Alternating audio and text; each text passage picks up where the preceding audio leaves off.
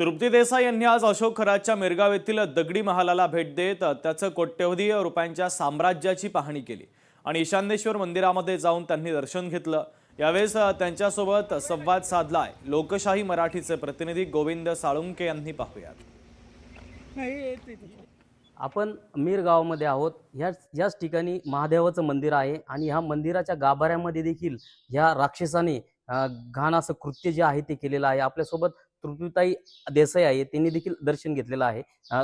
काय सांगणार ताई, कशा प्रकारे ही सगळी घटना घडली? ईशान्येश्वर मंदिरात जेव्हा मी आले आणि काही माहिती मला जी मिळालेली होती की ईशान्येश्वर मंदिरामध्ये वरती पूजा व्हायच्या, खाली सुद्धा जर आपण बघितलं तर हा जो भुयारी मार्ग आहे किंवा हे जो गाभारा आहे तिथं काळोख आहे आणि तिथं देवाची पूजा चालते। मी आता दर्शन घेऊन आले कारण महादेवाचे मी सुद्धा भक्त आहे आणि तिथं कोपऱ्यामध्ये जे आहे, ज्या महिला इथं दर्शनाला यायच्या त्यातल्या काही महिलांबरोबर लैंगिक शोषण केलेलं आहे। हे जेव्हा मला कळालं तेव्हा मलाही वाटलं की एवढी हिंमत कोणी करणार नाही, कारण आपण तिथं देवाचं दर्शन घेतो। म्हणजे अशोक खरात देवालाही घाबरला नाही।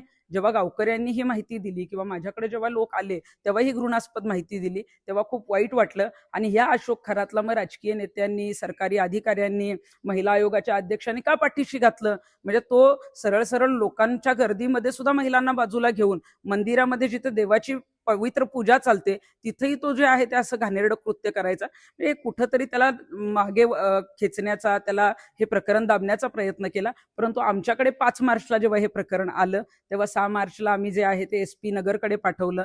नगरच्या SPने याच्यामध्ये फार मोठी जी आहे ती जबाबदारी घेतली। त्यांनी ॲडिशनल SPच्या माध्यमातून DGंकडे पाठवलं, ते CM पर्यंत गेलं आणि मुख्यमंत्र्यांनी नाशिक पोलिसांना आदेश दिल्यानंतर त्यामध्ये तातडीनं गुन्हा दाखल झाला आणि खरातला बेड्या पडलेल्या आहेत। तर जास्तीत जास्त पीडितांनी पुढे येऊन याच्या विरोधात गुन्हा दाखल केला पाहिजे, तरच प्रत्येक घरातली मुली सुरक्षित राहू शकते। ज्या काही पीडित महिला असतील त्यांनी जास्तीत जास्त समोर येऊन पोलीस स्टेशनमध्ये तक्रार करावी, असं आव्हान जे आहे तृप्तीताई देसाई यांनी केलं आहे।